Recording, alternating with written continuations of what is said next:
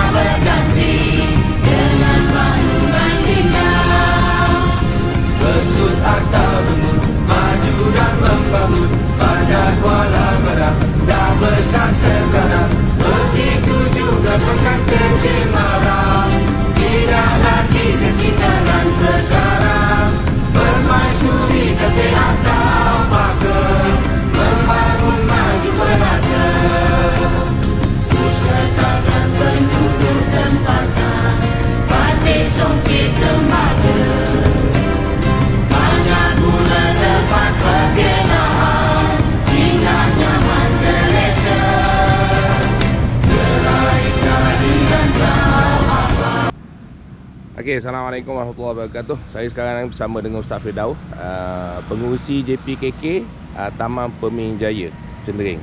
Okay, kita ada isu sikit baru ni berkenaan dengan kios jualan oleh seorang peniaga, dan menyebabkan isu yang agak besar lah. Isunya tak ada tapi dibesar-besarkan. Okey, boleh kita dengar daripada Ustaz Ridwan sendiri macam mana ceritanya, dan kita lihat sendiri kawasan itu. Assalamualaikum warahmatullahi wabarakatuh. Saya pengurusi JPKK Taman Peminjaya, Ahmad Firdaus bin Muhammad.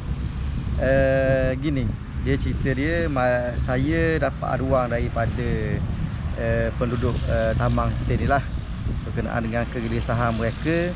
Ada pihak yang ingin menggunakan tanah ni lah, tanah lapang ni, untuk buat aktiviti yang nampaknya seperti untuk buat food court, gitu.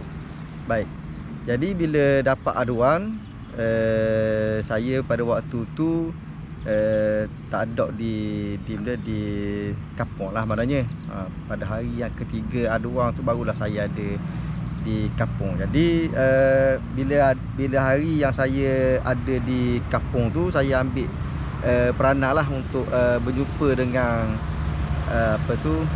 pengusaha ataupun pemilik bangunan yang terbabit lah. Jadi malam tu saya jumpa dalam pukul 1 macam tu malam. Jadi saya pergi jumpa dan saya ceritalah, saya beritahu apa yang menjadi kegelisahan bagi orang taman kita ni, gitu.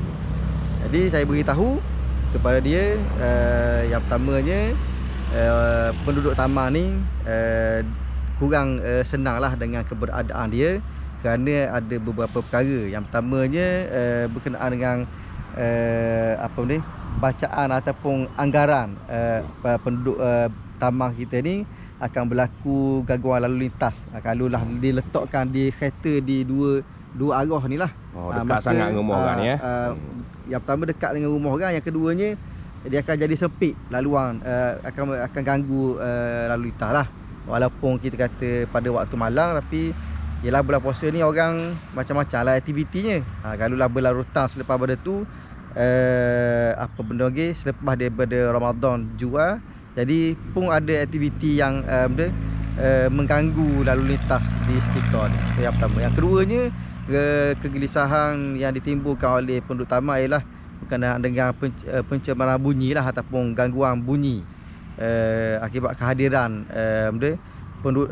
pengunjung di tapak ni. Dan telah berlaku lah, ramai orang mari berkunjung ke tapak ni untuk dapatkan kopi yang dijual oleh pihak berkenaan lah, gitu. Jadi sekarang ni adakah JPKK yang bertindak yang nak ni menghapuskan gerai ni ataupun suruh akad ni, ke mana cerita dia tu? Gitu. Okey, baik. Kita di pihak JPKK hanya pada malam tu menyuarakan kegelisahan penduduk. Itu yang pertama. Yang keduanya, kita beritahu kepada dia, nasihat supaya jangan mulakan lagi aktiviti perniagaan, kerana saya dimaklumkan sebelum saya jumpa dengan dia baru ni, dia telah mendapat notis daripada pejabat daerah dan tanah Kuala Terengganu, dan notis tu beri tempoh kepada dia 14 hari. Oh, dapat notis dah lah. Dapat notis dah. Dan saya dimaklumkan juga ada beberapa notis yang diberikan juga kepada peniaga yang lain yang meletakkan bangunan kekal seperti yang ada di belakang ni lah. Gitu. Okay. Ada pun yang hanya meletakkan kanopi dan bangunan ataupun sementara mereka tak memberikan notis lah. Gitu. Jadi maksud yang dia kata, ada setengah orang kata dah kerajaan kang beri dah kelonggaran nak negara asal janji cocok je. Kira mana tu? Kira ada kawasan-kawasan dia ke? Maksudnya pakat nak letak ikut suku Kedang ke mana? Gitu. Okey, baik. Jadi berkenaan dengan soalan tadi tu, kawasan ni yang utamanya kita semua tahu kawasan green zone. Okey. Kawasan laluan istana. Okey. Jadi pada asalnya memang polisi daripada kerajaan memang tak ada lah sepatutnya aktiviti ni. Aktiviti jual-jualan ni tak ada di sepanjang ni. Tapi oleh kerana berlaku pandemik baru ni, kerajaan beri kelonggaran kepada rakyat negeri Terengganu ataupun penduduk setempat untuk melakukan aktiviti perniagaan. Kerana kerajaan pun tahu maknanya orang learning maknanya payah nak cari kerja, ada orang yang kena berhenti kerja dan sebagainya lah. Tapi gitu. Mudah tu pun bukan boleh letak dengan terawa tepat. Ada rasanya. Gitulah. Okey. Lepas tu berapa hotel semua yang tempat dia ada ni? Berapa ni? Kalau ikut kepada keadaan hari tu ada 3 kios. 3 kios ni okey. Hak ni akak dah. Ni satu akak dah. Satu aning, satu ni akak kau dah. Dua akak dah. Satu lagi dah akak lagi. Lagilah. Okey. Dah lepas tu makna kira dak timbul lah yang kata JPKK deki apa serba guna salah guna kuasa ni, memang kuasa majlis kerajaan tempatan lah. Maksudnya gitulah. Apa benda lagi? JPKK tak libat langsung. Saya dimaklumkan oleh pihak berkuasa bahawa mereka bertindak mengikut aduan daripada penduduk setempat. Dan saya pun pada malam yang saya jumpa dengan dia tu, saya tidak ada sebut satu pun perkataan melarang ataupun menghalang dia daripada melakukan aktiviti jualan. Saya beritahu kepada dia hasrat orang kampung, hasrat orang Tamang. Yang keduanya saya beritahu kepada dia oleh kerana dia belum lagi dapat kelulusan ataupun kebenaran daripada pihak berkuasa, jadi saya kata bahasa Terengganu kata tunggu dulu. Okay. Bila Bukan nak beri tapi tunggu dulu sampai okey. Bila perkara ni telah selesai, mana kelulusan telah dia dapat, maka dia teruskan untuk jual. Kerana atas dua faktor. Yang pertamanya, kalaulah dia dah dapat kelulusan tu, maka kalaulah orang tambang ni apa benda panggil mari jumpa dengan dia boleh tunjuk bahawa dia telah dapat kelulusan. Yang keduanya ialah kalau dia dah dapat kelulusan, dia abaikan benda notis yang diberikan kepada dia tu, maka mungkin akan ada tindakan daripada pihak berkuasa, akan kena sita dan sebagainya. Dan benda ni telah berlaku dah maknanya.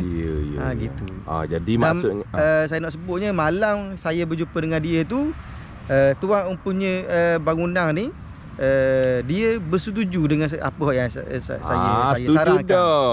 Saya sarankan tu, benda tu dia setuju. Jadi mana pada ni netizen, pada netizen, warna harapan Ustaz. Dah mana-mana kita dah tuan badan pun dah buat viral dah. Netizen yang kata JPKK apa serba ni, jadi mana hak yang tak faham kita ni. Apa harapan Ustaz cucu tu sekali ya? Saya haraplah sahabat-sahabat di luar sana tu dapatkan apa tu panggil cerita yang sebenar, supaya yang kita tak jatuh ke tempat maknanya menyalurkan maklumat kepada orang lain dengan maklumat yang tak betul. Kerana kita kena tengok jugalah apa benda panggil, bila mari berita ni kita kena selidik sama ada betul ataupun tidak. Gitu. Okey, terima kasih banyak Ustaz atas penerangan Ustaz. Jadi harap-harap tak ada dah lepas ni hok nakal-nakal tu. Mari kita dengar dua-dua pihak. Senang cerita. Okey, Assalamualaikum. Assalamualaikum. Okey, kita dah selesai mendengar apa yang dikatakan oleh Ustaz Firdaus tadi berkenaan cerita sebenarnya. So, dia dah ada 4 kios sebenarnya, termasuk yang 3 tu. Satu yang masih beroperasi di depan Terengganu Incorporated. So benda-benda gini, itulah kita mengharapkan semua netizen mendengar dulu dari banyak pihak, tidak menghukum lah. Ni bulan-bulan puasa ni, sia-sia saja boleh puasa. Apa ni nak dengar sebelah pihak saja, kita jadi hakim yang tanpa tauliah dan berpihak kepada benda-benda yang tidak sepatutnya. Okay, insyaAllah untuk perkara ni supaya semua menjadi lebih baik dan dapat manfaat daripada video ni. Okey, Assalamualaikum.